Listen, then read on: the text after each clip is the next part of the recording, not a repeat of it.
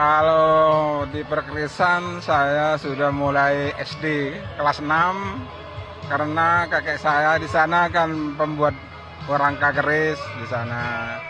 Persaingannya banyak gitu. Kalau zaman dulu kan terbatas. Nah, kalau dulu itu sejelek apapun mesti laku. Kalau sekarang walaupun bagus karena persaingan banyak, ya nggak mesti laku kalau sekarang. Lancar-lancarnya saya berjualan itu keris Kinata Kamarogan. Ya, seperti ini. Ya, ini kan diukir, ini dipasang emas. Ada yang emasnya itu agak muda, ada yang 23 karat, ada yang 18, ada yang 12 karat itu, macam-macam. Iya. Kalau ini 23 karat ini. Tapi kalau emas yang muda itu usah disepuh, Mbak, disepuh lagi, istilahnya dihidupkan lagi itu. Iya. Saya rencananya itu tahun 98 sampai 2006.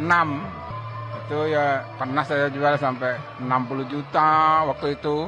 Padahal waktu itu dolar masih 2.500. Nah, persaingannya ketat, garapannya bagus-bagusan, belum tentu laku sekarang.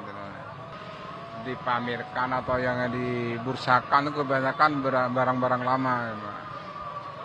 Kalau bisa itu barang-barang yang barulah istilahnya, biar sama pengrajin, ya penjual, sama untung lah. Kalau barang-barang lama kan yang untung hanya yang punya modal besar.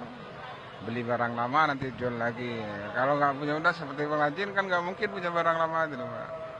Karena kalau saya kan banyak teman di luar waktu dulu itu tidak memandang itu keris lama atau keris baru, yang penting itu kan motifnya bagus, orang luar itu senang ya dibeli gitu. Ya pertama-tama pertama-tama yang saya dapatkan itu bisa mandiri lah, Mbak, bisa mandiri, bisa mengkuliahkan anak, ya bisa buat rumah, macam-macam, beli mobil, macam-macam. Ya dari keris memang nggak kerja lainnya, nggak punya usaha lain. Wah, keris itu unik bagi saya.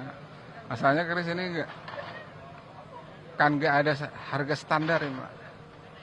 Orang kalau senang walaupun berapa aja harganya dibeli. Ya harapan saya agar semua pencinta tadi sukses lah, Mbak. Sukses dalam kehidupan, dalam keluarga, pokok sukses lah.